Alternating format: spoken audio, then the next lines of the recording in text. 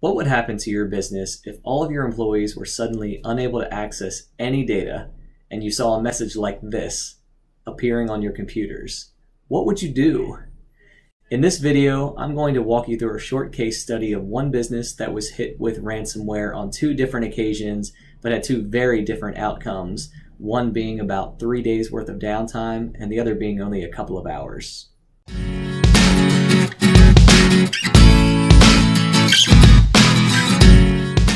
Hey everyone, this is Tyler with Innovative. Ransomware is an ugly reality, but one that businesses need to be prepared to deal with. In this video, I'm going to walk you through a short case study of one business that was hit with ransomware on two different occasions, but had two very different outcomes, one being about 3 days worth of downtime and the other being only a couple of hours. As a managed service provider, we often have businesses come with us for guidance on how to deal with cyber threats such as ransomware. What I want to do is start with defining what ransomware is and what you can do about it. Think of ransomware as a typical computer virus. The biggest difference is that instead of being malicious and deleting your data or even stealing your passwords, the real purpose of this ransomware is to seek out what data that it can find as a first step. When you're at home, that might be just your computer, your personal computer, and the data that's on it. When you're in a business setting, you have access to a lot more shared data. The second step in a typical ransomware attack is once it investigates what data that it can reach, it goes out and begins encrypting it. What that really means to you is that you can no longer access this data. It makes it so that you cannot open it with any typical software applications, and you can't do anything about it once it has been encrypted. The final phase of these attacks is a ransomware message that typically pops up on the infected machine and shows a ransom message indicating that you need to now pay this ransom in order to get access to the files again. Paying the ransom is never an appropriate strategy in these situations. There have been many documented cases where even paying the ransom did not get data back for these businesses. You might be asking yourself, how can I prevent ransomware from happening in the first place? It's true there are multiple layers such as a firewall with intrusion prevention, content filtering, software-based firewalls, even added network security that can prevent things like this from occurring. In reality, the end user is typically how these infections start in the first place.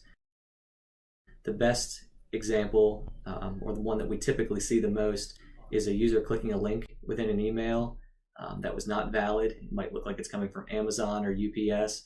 And once this machine is infected, the damage has started, and you often don't know about it for quite some time.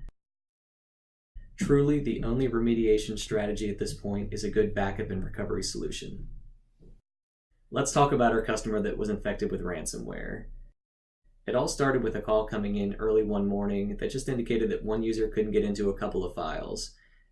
As we were assessing this issue, pretty soon after, other users from the same business were calling in, all reporting similar issues.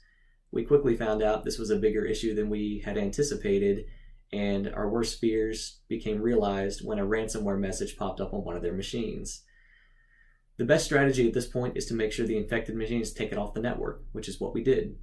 We want to make sure that's cleaned up or re-imaged sometimes to make sure that the infection is gone, but in this case the damage had been done, and after we were done assessing the damage, over 1 terabyte of the customer's data was encrypted.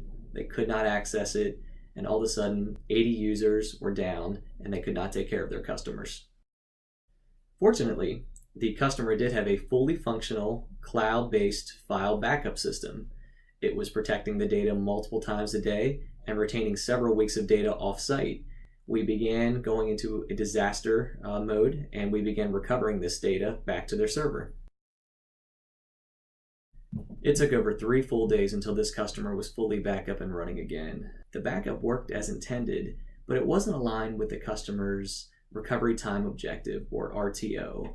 The customer wasn't able to be down for days. They needed to be up and running in hours, and the backup strategy wasn't aligned. We sat down with this customer once they were finally running again and helped them understand what an appropriate recovery time objective would be for their business. We helped them to understand how long they could be down and what it actually cost them to be down. We then took those variables and put them into an appropriate backup solution. We ended up deploying an image-based hybrid backup solution. The image backup solution is very different from a file-based backup in that it protects the entire server and not just picking different files and folders. The hybrid piece of this means that a local component was on site so that we can have the speed if a recovery was needed, but we also want to have the offsite functionality in case a local disaster or even something as simple as sprinklers going off would damage hardware. We wanted to make sure the business's data was protected. I wish I could tell you this was the end of their story, but unfortunately this customer was reinfected with ransomware several weeks later. It came in the same way as before, where one user called in not being able to access files. We quickly remedied the situation and pulled the infected machine off of the network. This time, instead of deleting all the old data as we had before and beginning recovering from their file backup, we had a new backup strategy in place. We shut down the infected server. We took the most recent recovery point that was not infected from their backup device, and we booted up their server virtually on this appliance.